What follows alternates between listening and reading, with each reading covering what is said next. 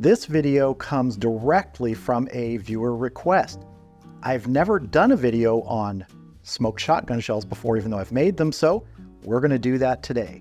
And if you don't know what smoked shotgun shells are, well, you start with manicotti noodles. Manicotti noodles are big, hollow pasta noodles like that. These are uncooked. Now, there are several different variations on how to make this. Some of them call for pre-cooking these, sort of parboiling them for 1 to 3 minutes to soften them slightly. A lot of recipes call for no pre-cooking because they're going to be cooked when you smoke them and they're going to absorb a lot of the moisture from what we fill them with. And that's actually the way I'm doing it today. We're not going to pre-cook these. We're just going to make our filling, stuff them, wrap them with bacon, and then they're going to sit in the refrigerator overnight because those fats and everything and the meat and the cheese are going to seep into the pasta and start to soften it. So let's get started on our filling. First up, we're starting with 1/2 pound of cream cheese. To this, I'm going to add 1/2 pound of pepper jack. Now, I freshly shredded this pepper jack just a few minutes ago. That's going in here. Same thing, 1/2 pound of cheddar that I've freshly shredded. Now for our meat, I have 1.5 pounds of 2 different sausages, 3/4 pound of bratwurst, and 3/4 pound of a hot Italian sausage. And I'm just going to take these and break them up in here. Now some ratios call for a lot more meat. This is more cheese heavy. If you like less cheese, you can kind of up the meat content, lower the cheese. Now for our hot Italian.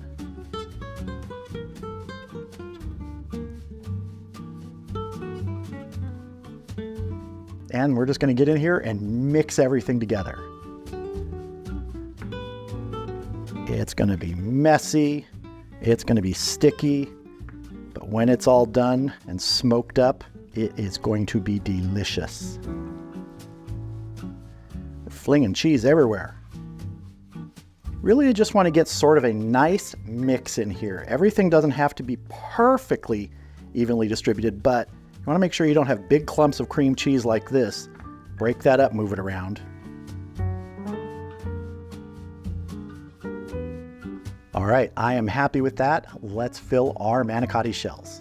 So our manicotti shells are solid, and you want to kind of be careful here. They can break. If one breaks, it's not the end of the world, but it does make it harder to use it. We could kind of piece it back together and wrap it with bacon, so if it does happen, it can be fixed. And I'm just going to take some filling, use a finger, and start shoving it in there. There's nothing pretty about it. Once you get about halfway, you can turn it around and start on the other side. So you can see we got about 1/4 of the way there. So just keep working it down in there. Take your time. It is sticky. And you can kind of see through there how far you're getting. And just keep gently pressing it through.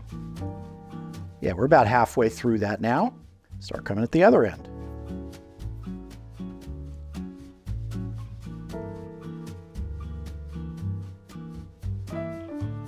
Just like that. Let's do another one. So we've got a little crack in our shell here, so we're going to try and keep that from expanding. Just work gently here. Yep, we're past halfway.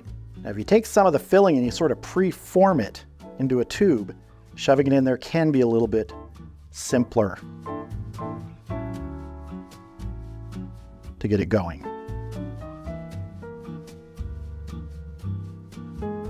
Once again, just like that. All right, I'm gonna go ahead and fill the rest of these, then I'll bring you back and we will wrap them in bacon. So here are our filled manicotti shells, and fortunately only one of them got a little bit of a crack in it. We're gonna wrap that one first, but you can see how all the filling in there is kind of acting like a glue to hold it together. Works really well.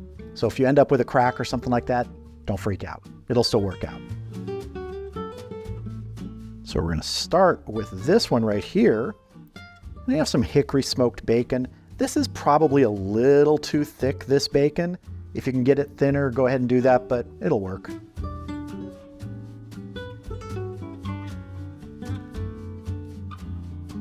You you want to try and get good coverage. If you need to use more than one piece of bacon, you can. Just like that. Let's do another one.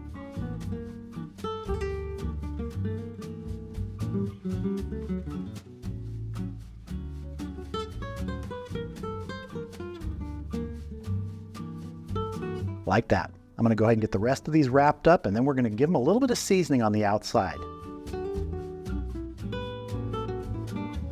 So here are our wrapped Manicotti shells. Tomorrow after they're smoked, they will become these shotgun shells. And I probably had enough filling for probably 18. There's 14 here. Let's see, 1, 2, 3, 4, yeah, 14 here. Probably could have done another 4. I've got the leftover in the refrigerator in a bag. I'll probably have to grab a few more Manicotti shells, make an extra batch in the oven, but it's all good.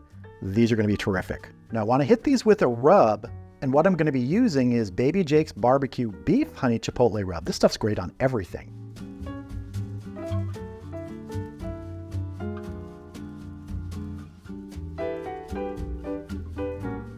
Pick these up, get a little on every side. All right, I'm gonna cover these and they're gonna go in the refrigerator overnight because I wanna retain the moisture in here. We want that moisture to start to seep into the shells, to start to soften them. When they get smoked up tomorrow out on the grill and all those fats are starting to release, then they're gonna soften even more. Usually when I do these, they come kind of an al dente finish texture. I've done them a couple times where they actually get really soft. I think it just really depends upon the amount of time you're cooking and the amount of fat that's in there and that's released from not only the bacon, but the filling. Now we will be checking the internal temperature tomorrow to make sure they're done. Internal temperature needs to be about 165.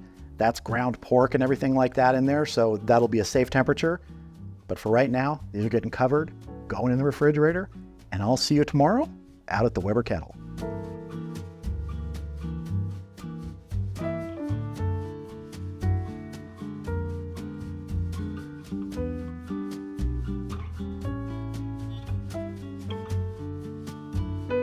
All right, it is a chilly gray day here, but let's warm that up by getting these shotgun shells on the Weber Kettle. It's up to temp. My target today is 250 degrees. Now, some people do shotgun shells a lot hotter than that, but what I have found if you're doing them this way, it gives more time for the fat that's in the filling and in the bacon to render and really get into the pasta and help it to cook and soften. We could always crank the temp up closer to the end if we want to sort of crisp up the bacon more, but that's really an individual choice. Mainly we want to get that filling to the proper temperature and we want that pasta to be soft. Al dente is fine. So let's go ahead and get our shotgun shells on. I'm using my grill tray today. And if you're counting, there are 12 shotgun shells on there, not 14. We made 14. It's just more comfortable not cramming them in. So I'm going to do the other 2 in the air fryer later, but these are looking good here. I'm going to get a piece of white oak on for some smoke. And we're just going to let these go. I'm going to come back in 45 minutes and we'll check them, see how they're doing. But for right now, let's let them get some smoke. I'll see you back here in 45 minutes. All right, we are at the 45-minute mark. The temp's been holding right around 250. Let's take a look at our shotgun shells and do a little tenderness check on those Manicotti shells. Those are looking really good. Now I want to do a quick tenderness check. Like I said, I'm using a toothpick. We're just looking for resistance. That is feeling really good. It's like stiff al dente right now. We're going to give these a gentle turn. Let the other side of our bacon have some top time. We're getting nice and oozy. The other thing I'm going to do is I'm going to rotate my tray 180 degrees. And if some of your bacon sort of peels back a little bit, don't worry about that. It's still going to taste great.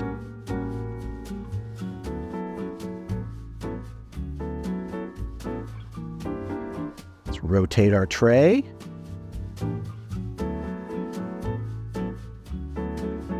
We're going to get our lid on, let these keep smoking, and we'll come back in 30 minutes and check them.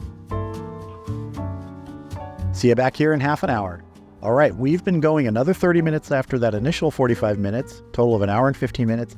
Let's go ahead and we're gonna turn our shotgun shells again and then coat them with some barbecue sauce. Oh, those are looking good. Let's see if I can turn these without using the tongs. They're toasty. Got some nice oozage coming out of there. Barbecue sauce I'm using today is a Kinder's honey barbecue sauce.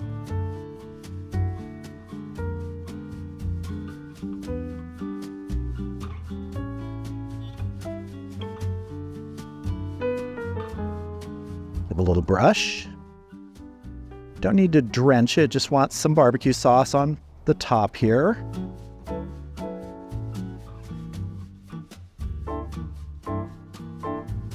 Just want to do a quick temp check here.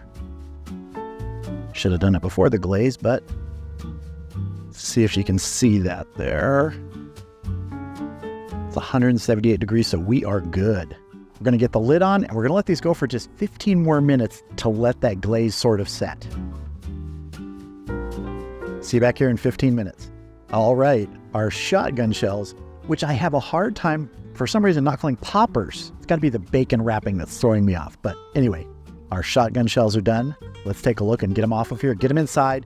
We're going to let them rest for like 5 minutes. Then we will cut in and have a taste. Oh, yes.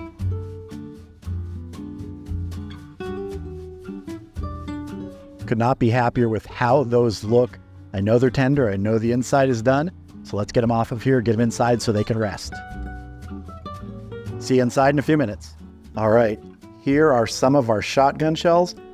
Gotta tell you, these could not look any better. This is exactly how I wanted them to be. The bacon turned out perfect. And if you've watched enough of my videos, you know I like my bacon AFS, acceptable floppy state. This is a little bit beyond that, and that's okay with me for these shotgun shells. I think that's great. And let's pick one to cut into and have a taste. I'm gonna slide the rest out of the way. I think I'm just gonna go with this one right here.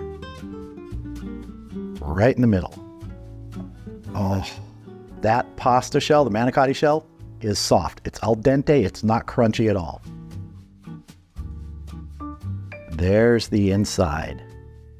A lot of people will cook these higher and quicker, but I really do think that giving them a little bit more time at that lower temp does help the shell to soften and cook everything so you get a nice shell that's not crunchy. Everything else doesn't cook too quickly, but let's see how it tastes. I've made these before. They've tasted great. For some reason this time, I think these may be the best ones I've ever made. I know some people get intimidated by the thought of making these. I really don't think you should. Just give it a try. You could even do it in the oven the same way I did. You just won't have the smoke flavor from outside. Just follow the same process, same temperature in the oven. Check to make sure your internal temp is safe. And at the end of the day, you got this, and they're just fantastic.